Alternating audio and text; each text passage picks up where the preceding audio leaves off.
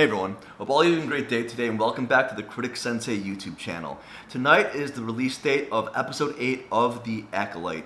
And I want to make this video before that episode gets released because Leslie Headland released the following statement. This is out of Leslie Headland's mouth.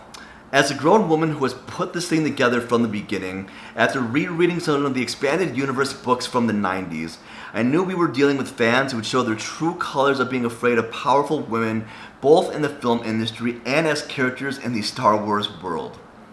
I have especially noticed that The Acolyte, where we have fans that are obviously friendly with those affiliated with the LGBTQ+ community, it gets frustrating to keep repeating this, but I'm unwilling to discuss The Acolyte Season 2 at this time, and I have no reason to go into details about it, because it is most likely cancelled. The Star Wars community has always had a toxic side, which has been expected, especially when we've been creating a story centered on women and a wonderful cast and crew with an LGBTQ+ background. I recently had a lengthy conversation about this with Kathleen Kennedy. She's very thankful for what I had to contribute to Star Wars, and she really wants to increase diversity, equity, and inclusion for other Star Wars projects by other talented creators beyond myself. I also feel it's important to address that the same toxic fans give studios the wrong impression about how good of a job they are doing with shows like this. Jesus. Such as The Acolyte. The false reviews and critics have left a toxic mark on the film industry that is extremely difficult to deal with, making it hard to take reviews seriously anymore. This is insane. I urge studios to understand that feedback can no longer be looked at the same way, especially after what happened with The Acolyte and Rotten Tomatoes. Let's be honest here, The Acolyte has been the worst Star Wars project ever. Reviews are valid. With a 14% Rotten Tomatoes, there should not be a Season 2. What Leslie Headland is saying here is, no matter what the fans are saying, no matter what the reviews are, no matter what anyone says, what matters is what she says, and she says it's good, and there should be a Season 2. I'm not sure what planet she's living on, but when a show does this horrible, when there's a 14% Rotten Tomatoes with tens of thousands of reviews, and not just that, there's backlash coming from all over the place, there should not be a Season 2. Season 1 was a disaster. The storytelling was absolutely horrendous. The acting was horrible. The plot holes were so big. And like we said, Episode 3, we thought Episode 3 was going to be the worst episode because it couldn't get any worse. But when Episode 7 came out, it topped it. Episode 7 was a rerun of Episode 3 from a different perspective. But did Episode 7 really add anything to the story? No. The only thing it added kind of was explaining what the Virgins in the Force was. But other than that, it was the same story, a rerun of Episode 3, and honestly it was a waste of an episode. This is 100% the worst year for Lucasfilm and Disney. Leslie Headland, Kathleen Kennedy, and not just that, the actors as well. And this is primarily due because of The Acolyte. And with Leslie Headland and Kathleen Kennedy, there was constant damage control going on, trying to double back and explain what's going on in their story. But we're at the point where we're at the last episode that's releasing tonight. No matter what happens in this episode, the story, honestly, the whole show was a flop. And at this point, there's no going back. The storytelling was horrible. There was no big surprise, no big release at the end of the show. They said it was supposed to be some mystery, and they were going to explore the dark side of the Force. And did they do any of this? No. There was no big mystery. We could have predicted everything that was going to happen. And not just that, the plot holes are so bad. And we're not going to get into every single one in this video. That will be a whole separate video by itself. Internal shakeup among Disney executives and Lucasfilm had created a lot of turmoil at Disney. It's obvious that the fans are frustrated at this point, and Disney needs a new approach to everything they're doing. I thought She-Hulk was going to be the worst show of all time. I told myself, if Episode 7 doesn't redeem itself or do anything to make this show better, The Acolyte was going to take its spot. And at this point, and I'm not going to say it yet until Episode 8 gets released, but it looks like The Acolyte Season 1 is going to be the worst show, in my opinion, to ever be released by Disney or Lucasfilm. They do need a new approach to what they're doing, but in my opinion, they need to clear house. Like I said in my previous video, with Leslie Headland putting her personal issues, her personal stuff into the story, and prioritizing her personal stuff over great storytelling, it ruined the show. It really did. Honestly, I am not a writer, but I know I can write a better story than she did.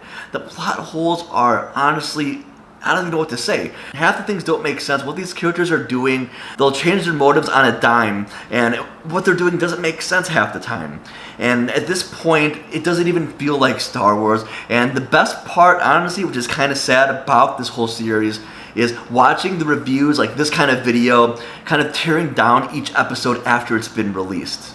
So one major issue is that Leslie Headland's multi-million deal got completely dissolved, and she had all these projects coming up, but because of this project, Bob Iger canceled so many shows later on. She was supposed to get several shows from the Acolyte, more Star Wars stuff, but they canceled a lot of this due to the ratings and the backlash from the show. We're at the point where, like I said, it doesn't feel like Star Wars, and a lot of the fans aren't even gonna watch episode 8. A lot of the fans didn't watch episode 7. It was at the point where they don't even care what's coming out next, and they're not looking forward to any future projects, which honestly, it's sad because Star Wars has such a rich history. The last 40 years, Star Wars was the most popular sci-fi story with shows and movies and the books and the comics, everything. It's sad we have these creators of Star Wars now that don't love and don't have that passion for Star Wars. You can tell they know surface level stuff, but they don't know the lore, and with that, they keep breaking the lore. And with that, with horrible storytelling, it's not gonna work out. And the worst thing, in my opinion, is with Leslie Headland blaming the fans for the horrible reviews, saying that the reviews were fake, and it's insane. There's tens of thousands, maybe hundreds of thousands now of reviews saying how horrible this show is. And it's at the point where these are not fake reviews. Just pull up YouTube, pull up any social media, and there'll be thousands and thousands of people saying how horrible this show is. I don't know how she can say that they're fake reviews and they're not valid. These are the fans speaking out, saying what they want. And what she's doing, saying that it's not her fault, she won't take the blame for this, is honestly insane. She's in denial right now, and it's honestly insane. The failure of episode 7 to mitigate backlash is a prime example of why the series struggles. Instead of addressing the concerns of the fans, Headland instead doubled down, blaming the viewers, blaming the fans on these poor reviews, saying these negative views are because of misogyny and homophobia, which is honestly insane. The reviews are bad because the storytelling is horrendous and nothing makes sense with the show. Like I said, I'm not a writer, but I can write a better show than she can. And where did this huge budget she had went for the show? What's really frustrating is the dismissal of genuine criticism as toxicity by labeling fans as bigoted or intolerant. The creators of the show are ignoring valid points by these critics, by the fans, about the storytelling and character development of the characters in this show. There is no turning back. The show is a flop, and I'm just ready to watch episode 8, get this over with.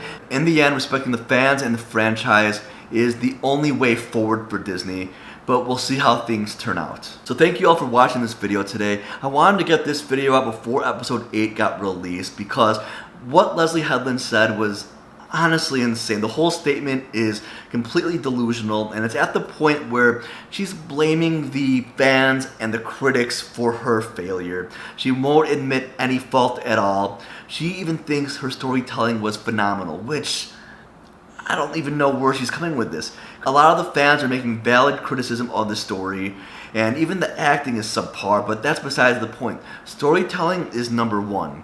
She could put her personal stuff into the story, fine.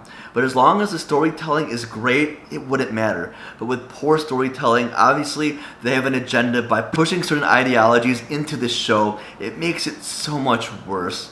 But again, we'll see how episode 8 goes tonight. We'll watch it. I'll do a review after the show.